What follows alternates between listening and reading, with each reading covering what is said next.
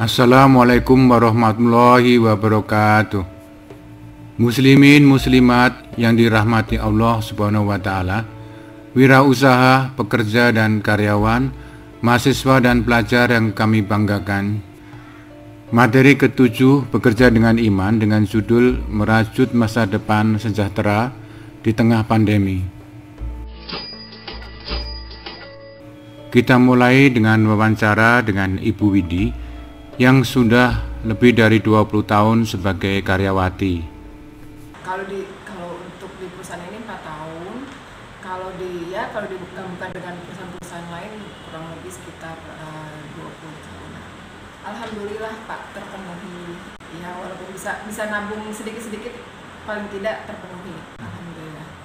Tentu jauh banget ya, jauh berkurang ya Pak ya. Untuk kebutuhan sendiri itu pengeluaran tetap ya Pak ya. Tapi untuk penghasilan ya dari perusahaan itu kan ada kebijakan mengingat pandemi ini ya, jadi sangat-sangat jauh berkurang. Karena untuk saat ini sendiri juga jujur aja baru-baru bisa nabung Pak, yang ada ngambil dari tabungan yang ada gitu Pak, minus. Semua kita mengalami musibah pandemi ini. Allah Subhanahu wa taala memberikan petunjuk, panduan di dalam Al-Quran dan Al-Hadis dengan 4 hal. Pertama, bahwa setiap musibah itu atas izin Allah Subhanahu wa taala. Tidak ada suatu musibah yang menimpa seseorang kecuali dengan izin Allah. Dan barang siapa beriman kepada Allah, niscaya Allah akan memberi petunjuk kepada hatinya, dan Allah Maha mengetahui segala sesuatu. Berarti lakukanlah introspeksi diri, muasabah. Ada kesalahan apa sampai Allah Subhanahu wa taala mengizinkan musibah menimpa kita? Yang kedua, bahwa musibah ini adalah ujian. Dan kami pasti akan menguji kamu dengan sedikit ketakutan, kelaparan, kekurangan harta, jiwa dan buah-buahan. Dan sampaikanlah kabar gembira kepada orang-orang yang sabar. Hadapilah musibah ini dengan muasabah dan sabar. Yang ketiga, bahwa setelah kesulitan timbul kemudahan. Firman Allah Subhanahu wa taala, karena sesungguhnya sesudah kesulitan itu ada kemudahan. Sesungguhnya sesudah kesulitan itu ada kemudahan. Yang keempat, bahwa rezeki itu dijamin pada setiap manusia. Firman Allah Subhanahu wa taala, dan tidak satu pun makhluk bergerak di bumi melainkan semuanya dijamin Allah rezekinya. Dia mengetahui tempat kediamannya dan tempat penyimpanannya. Semua tertulis dalam kitab yang nyata, Lauh Mahfuz. Namun, Allah tidak akan merubah nasib suatu kaum apabila mereka tidak merubahnya sendiri. Sesungguhnya, Allah tidak akan mengubah nasib suatu kaum hingga mereka mengubah diri mereka sendiri. Jadi, marilah kita muhasabah, bertaubat atas segala kesalahan, berdoa memohon musibah ini segera berlalu, beribadah lebih baik lagi, kemudian ikhtiar merajut masa depan, meraih rezeki yang telah disediakan Allah Subhanahu wa taala. Banyak yang usaha berhenti dan ada yang tumbuh baru, seperti usaha online, delivery, take away atau dibawa pergi.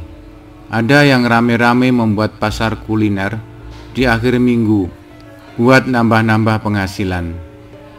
Yang terpenting selalu patuhi protokol kesehatan dan tetap terinformasi tentang pandemi di daerah masing-masing.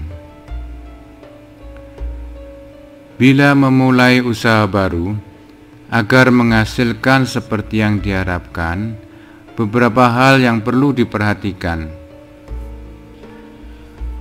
Pertama, kita lihat keahlian kita, kompetensi kita, kemampuan apa yang lebih kita miliki.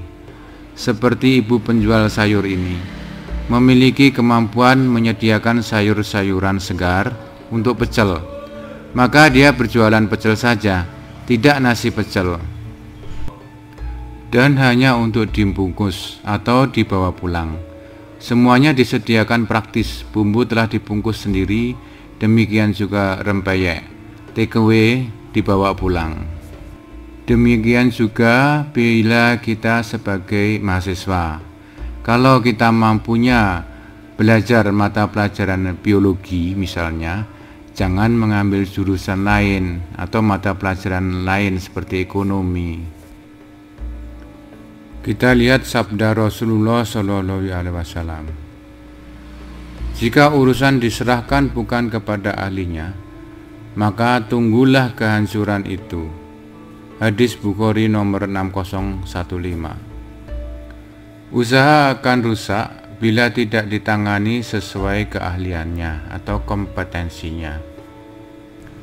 Kedua, kita lihat sisi kelemahan kita. Misalnya sulit untuk pendanaan, maka kita usaha kecil saja, berjualan apa yang kita mampu adakan. Contoh lain, bila sebagai karyawan, lemah mengatur jadwal kerja misalnya, buat catatan-catatan sebagai pengingat yang prioritas, ditempel di dekat komputer atau tempat kerja. Ketiga, carilah peluang yang memungkinkan untuk berusaha. Misalnya, belum ada yang berjualan di situ, atau adanya kebutuhan dari konsumen yang belum dipenuhi. Jangan berjualan yang sama dengan pedagang-pedagang yang lain. Ibu jualan pecel ini berpindah-pindah jualannya setiap hari untuk mendapatkan tempat yang baik untuk menetap nanti saat kondisi normal kembali. Dia mencari peluang terbaik untuk dagangannya. Terakhir, hindari hal-hal yang mengganggu. Gangguan oleh sekeliling atau dari pemasok sayur, pemasok yang lain, dan lain-lain, agar usaha berjalan terus dan lancar. Dengan tambahan usaha kecil ini, grafik masa depan ekonomi akan menjadi sebagai berikut.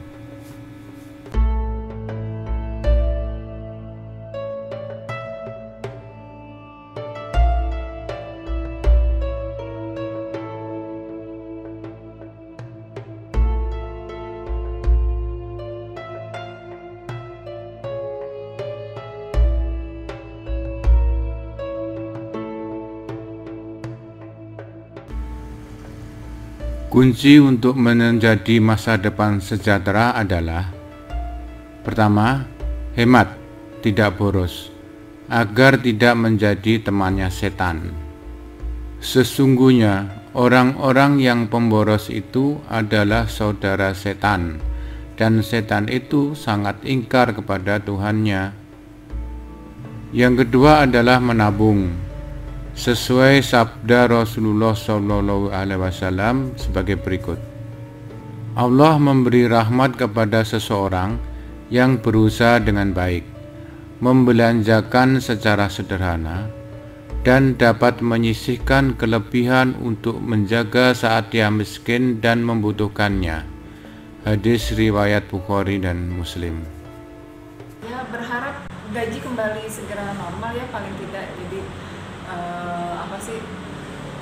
terus sesuai dengan harapan saya, yang sekolah juga bisa berjalan normal seperti itu. Ya, insya Allah. Karena kan dari penghasilan itu kan saya juga harus memikirkan untuk masa depan anak-anak ya Pak ya, dengan penghasilan yang bisa dibilang untuk kembali normal seperti itu.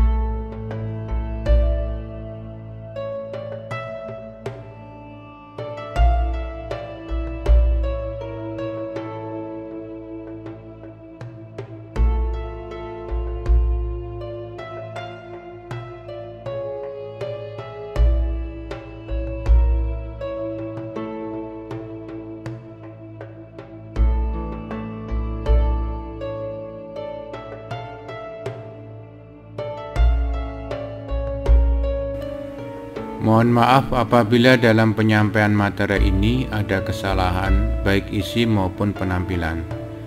Kesalahan ada pada saya, kesempurnaan hanya milik Allah Subhanahu wa taala. Subhanakallahumma wa bihamdika asyhadu an la ilaha illa anta astaghfiruka wa atubu ilaik. Wassalamualaikum warahmatullahi wabarakatuh.